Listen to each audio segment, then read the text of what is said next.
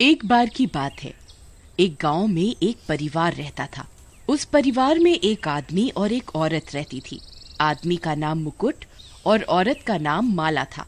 मुकुट अपने परिवार को पालने के लिए एक जंगल में दिन भर लकड़ी काट कर गाँव में बेचता था। रोज की तरह उस दिन भी मुकुट जंगल के लिए कुल्हाड़ी लेकर निकला। जंगल में जाकर उसने पेड़ काटना शुरू किया। अरे वाह, बड़ा अच्छा पेड़ है।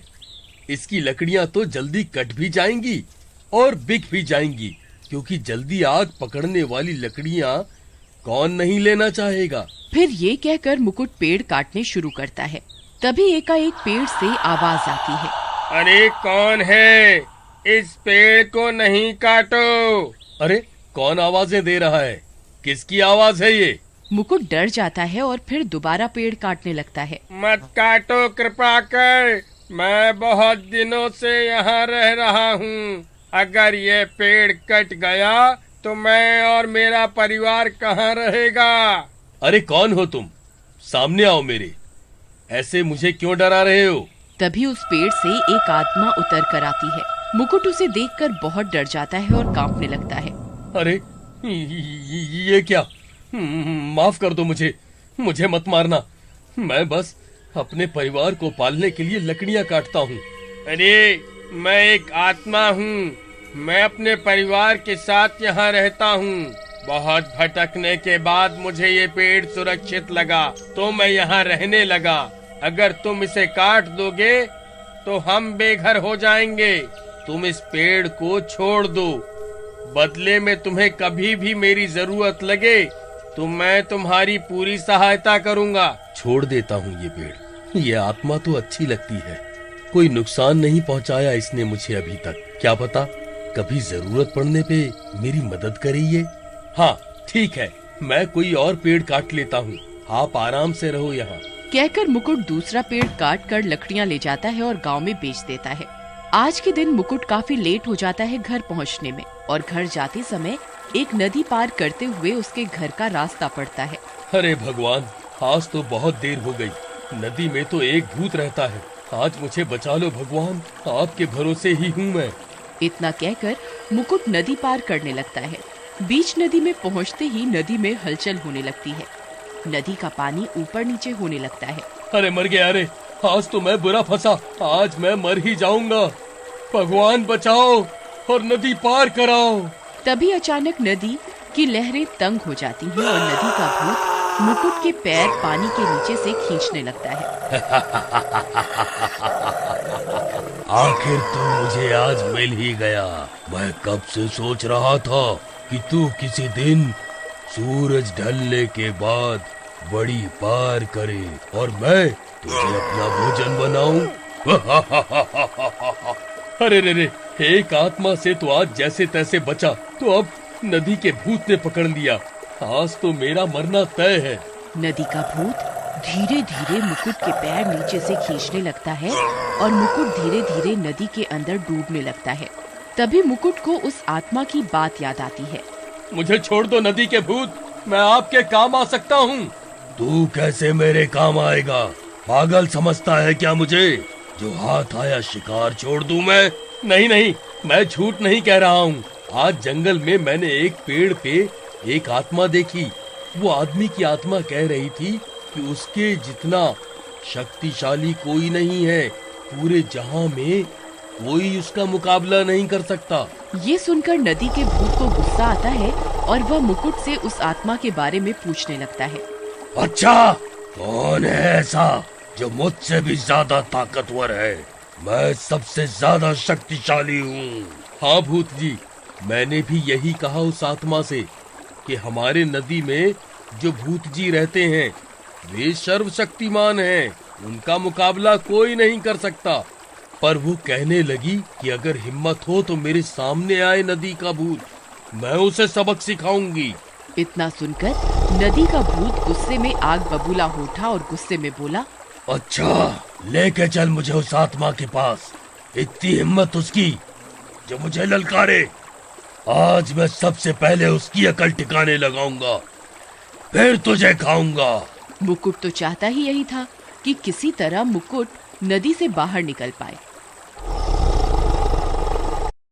है भूत जी, चलिए मैं आपको उसके पास जंगल में लेके चलता हूँ। भूत जी, आप मेरे पीछे पीछे आओ, वरना वो आत्मा जान जाएगी कि आप मेरे साथ हो तो बचकर भाग जाएगी।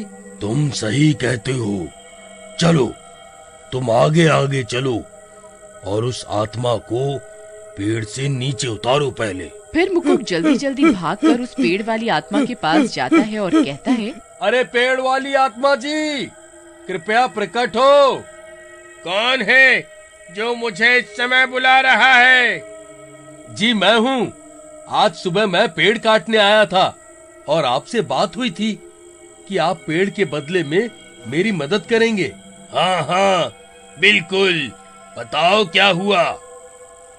आत्मा जी, बात ये है कि आज लकड़ी बेचने के बाद मैं अपने घर जाने में लेट हो गया और घर जाने के लिए मुझे एक नदी पार करनी पड़ती है। उस नदी में एक भूत रहता है जिसकी ताकत नदी में ही काम करती है, इसलिए वो सिर्फ नदी में ही शिकार करता है, वो भी सूरज ढलने के बाद जब उसकी ताकत बढ़ जाती है। तो आज उसने मुझे बीच नदी में पकड़ लिया और मुझे मारने वाला था। तो मैंने आपका नाम लेकर उससे लड़ने के लिए यहाँ ले आया, खुद को बचाने के लिए। अब आप मेरी मदद करो, वरना वह नदी का भूत मुझे मार डालेगा। तुम बेफिक्र रहो, मैं समझ गया मुझे क्या करना है। तुम बस उसे यहाँ ले आओ। मुकुट भागकर जाता है और नदी के भूत को बोलता है कि उसने आत्मा को पेड़ के नीचे बहलाकर उतार लिया है। नदी का भूत गुस्से में लड़ने के लिए पेड़ की आत्मा के सामने जाकर उसे चेतावनी देता है।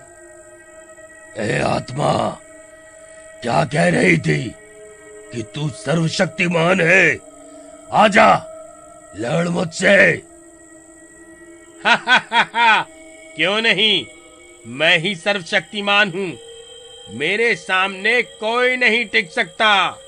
फिर वे दोनों आत्मा और भूत लड़ने के लिए आगे बढ़ते हैं। तभी नदी का भूत कुछ हिचकिचाता है। क्यों रे भूत, क्या हुआ? आना लड़ा के। नदी का भूत हमला करने के लिए बढ़ता है पर कमजोरी महसूस करता है। ये मुझे क्या हुआ?